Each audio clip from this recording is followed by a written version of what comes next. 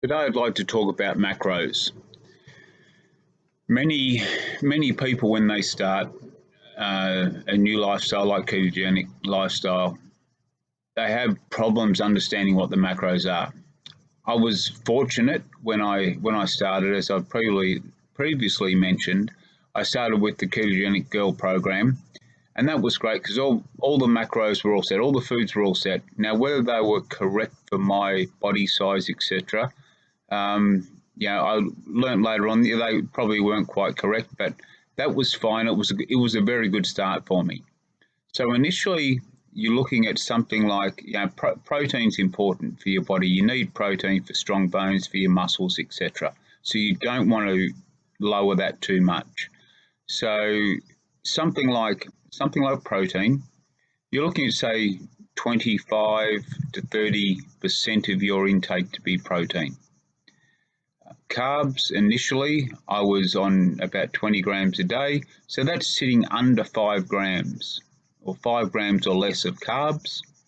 And the other macro being fats, you're looking around that 70 to 75 grams of fat per day. So when you work it all out, you try and work out what your total expenditure is of energy for the day, and that'll be a number in calories.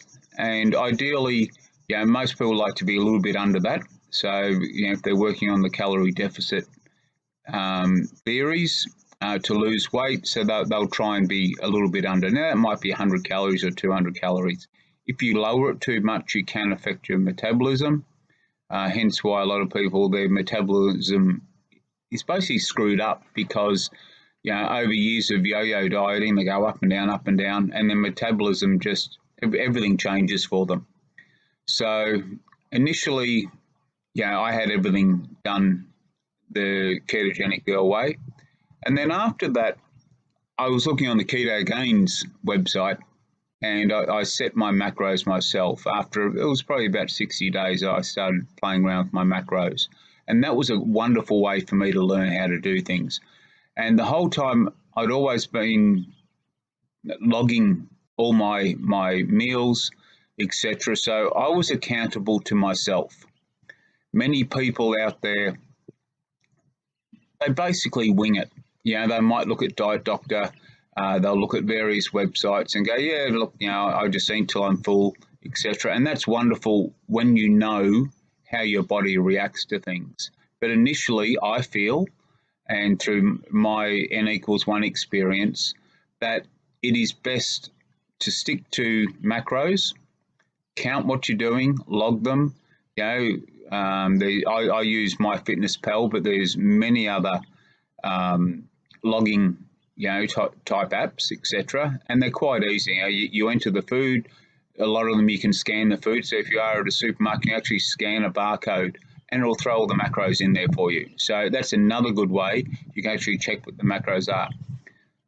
Little word of warning, sometimes people enter the data themselves into those apps and they make mistakes, or there's been an update. So you always check what's on the back of the packet as well. So something like protein being at 20 or 25% or 30%, whatever you'd like of your intake, generally the minimum that someone should have, and now I work in kilograms because in Australia, realistically, the minimum is probably about 1.6 grams of protein per kilogram of lean body weight you want to be. Now, that's a minimum just for normal activity. If you are over 60, that number doubles because there is a certain age, and everyone's different once again, but generally they say, someone who's over 60, you start processing protein differently, you don't absorb it as easily, and therefore they actually recommend you double it. And unfortunately, in our aged care system, they definitely don't have 3.2 grams of protein per lean body mass of their residents. And that has a lot of implications, such as fractured hips, etc., when people fall because they don't have the bone density that protein helps develop.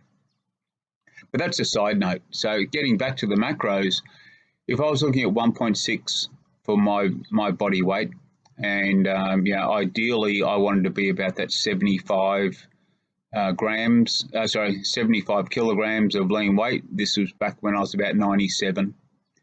So I'd multiply out my 75 and multiply by the 1.6, and I'd get my figure.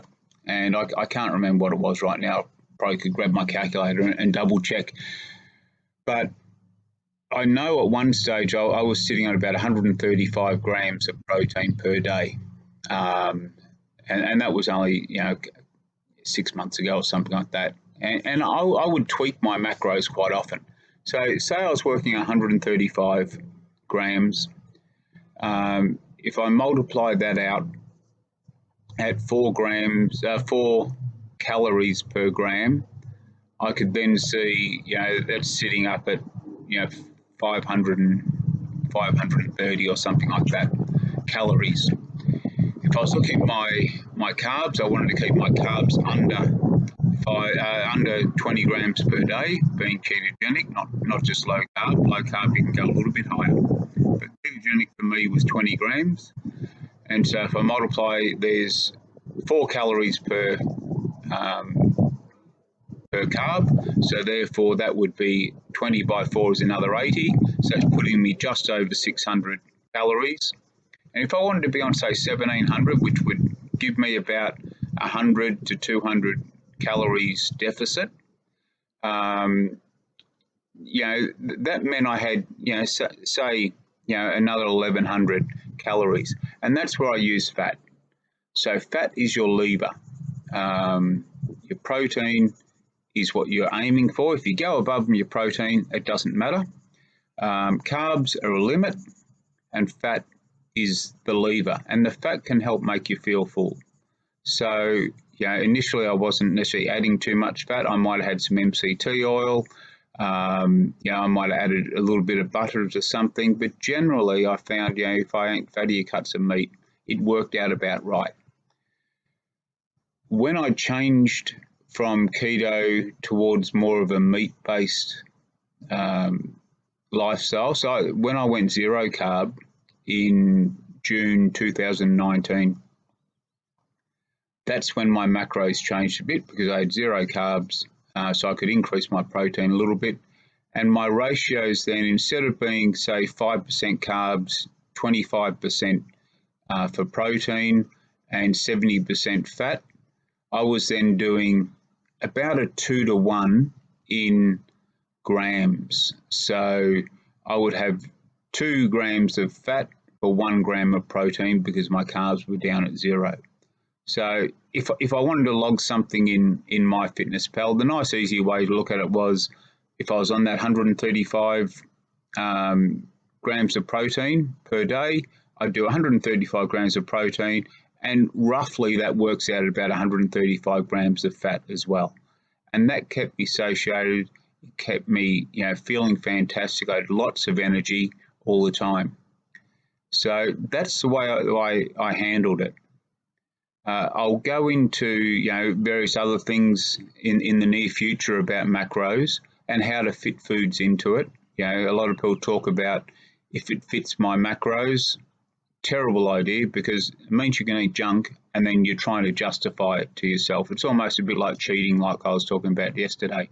But anyway, it's an absolutely beautiful day in Melbourne again. It's sitting around 32 degrees, hence why I'm outside enjoying some of the sunshine.